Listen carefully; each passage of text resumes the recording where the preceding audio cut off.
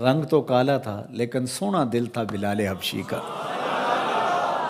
ابو لہب کا چہرہ تو چمکتا تھا، اسی لیے اس کو ابو لہب کہا گیا، انگارے کی طرح چمکتا ہوا چہرہ، لیکن اس کا دل کالا تھا۔ وہاں چہرے نہیں دیکھے جاتے، وہاں دل دیکھے جاتے ہیں۔ الا من اتى اللہ بقلب سلیم، وہاں دیکھا جاتا ہے قلب سلیم کے ساتھ کون آیا۔ دل کی ستھرائی، دل کی عفت، دل کی پاکیزگی۔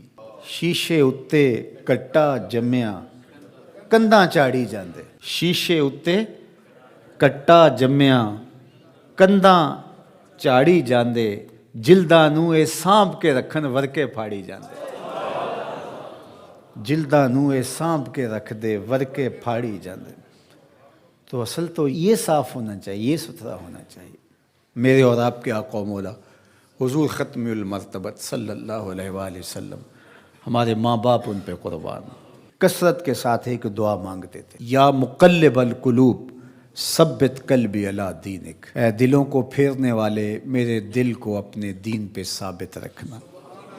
ام المومنین رضی اللہ تعالیٰ عنہ فرماتی ہیں کہ میں نے حضور علیہ السلام سے پوچھا کہ حضور اسلام لانے کے بعد بھی اس کی ضرورت ہے کہ یہ اللہ کی بارگاہ میں عرض کریں؟ تو آقا کریم نے ارشاد فرمایا کہ دل رحمان کی دو انگلیوں کے درمیان ہے، وہ جس طرف چاہے پلٹ دے، بے نیاز ہے، تو اس لیے ہر وقت اس سے مانگنا چاہیے اللہ میرا دل سلامت رہے، دین پر قائم رہے۔ ورنہ ہم دیکھتے ہیں کتنے لوگ ہیں بظاہر اچھے ہوتے ہیں لیکن انجام بخیر نہیں ہوتا۔ انما الاعمال بالخواتیم، اعمال کا دار و مدار حسن خاتمہ پہ ہے۔ خاتمہ کیسا ہوتا ہے؟ حضرت سہل بن سعد الساعدی رضی اللہ تعالیٰ عنہ فرماتے ہیں کہ ایک غزوہ میں ایک مالدار شخص بڑی بے جگری سے لڑ رہا تھا، اس جرت سے لڑ رہا تھا کہ ہمارے دل میں آیا کہ کیا بات ہے۔ آقا کریم علیہ السلام نے دیکھا تو فرمایا جس نے اہل جہنم میں سے کسی کو دیکھنا ہو تو اسے دیکھ۔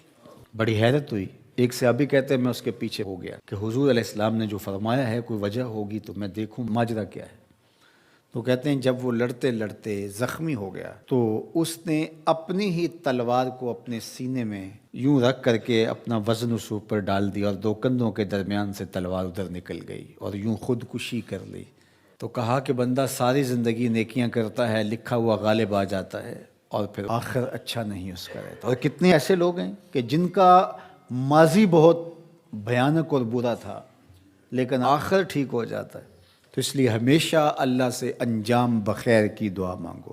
یا مقلب القلوب ثبت قلبی علی دینک، اے دلوں کو پھیرنے والے ہمارے دلوں کو دین پہ ثابت رکھنا، کہیں ایسا نہ ہو کہ ہمارا انجام ٹھیک نہ ہو، انجام ہمارا ٹھیک ہونا چاہیے۔ حضرت ابی ملیکہ رضی اللہ تعالیٰ عنہ فرماتے ہیں میں 30 اصحاب رسول سے ملاقات کی ہے، میں نے سب کو فکر مند پایا ہے انجام ٹھیک ہو جائے۔